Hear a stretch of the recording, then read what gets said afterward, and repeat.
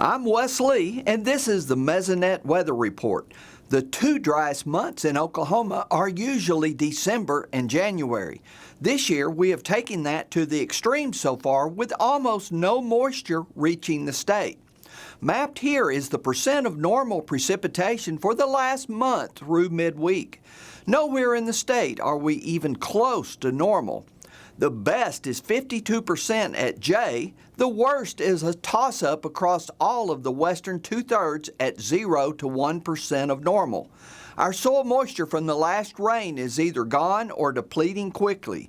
Here is the fractional water index at our most shallow sensor. Things still look good in the east, but the west it comes in at towards the bottom of the index scale. 0 is as dry as the sensor can read. If you think things look better deeper down, think again. This map is the fractional water index at 24 inches, our deepest sensor. The soil moisture depletion is evident by all the dark red colors in the west. Picking one western site, Hobart, you can see how the soil moisture has dropped over a 60-day period with almost no new infiltration rates. Next week, the dryness is likely to continue in the west with only a slight hope in the east. Now here's Gary with more details on the drought situation. Thanks, Wes, and good morning, everyone. Well, unfortunately, Wes detailed how the last 30 days have been extremely dry across much of the state, and that means bad news for the drought monitor. Let's get straight to the new map.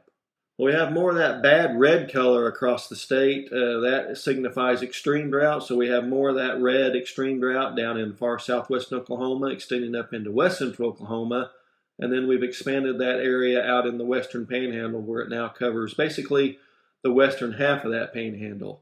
We also have more of that severe and moderate drought all across the state. We are now at about 83% of the state covered by drought. About 8% of that is that extreme drought.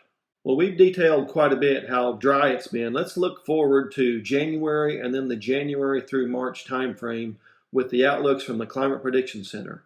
As you can see here, the temperature outlook favors increased odds of above normal temperatures across the southwestern two-thirds of the state, but especially the far southwestern corner of the state and the western panhandle. For precipitation in January, unfortunately, we see again that increased odds of below normal precipitation across the western two-thirds of the state, but especially across the western half of the state.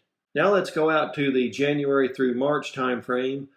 We do see increased odds for above normal temperatures across the entire state, and really greater increased odds across all but the far northern reaches of the state. For precipitation, again, this is the classic La Nina pattern.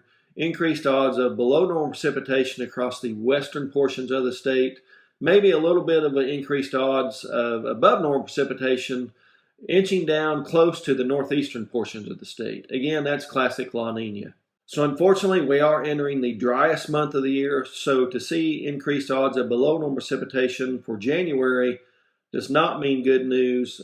We'll just have to try and get some precipitation in here. Rain or snow, we'll take anything.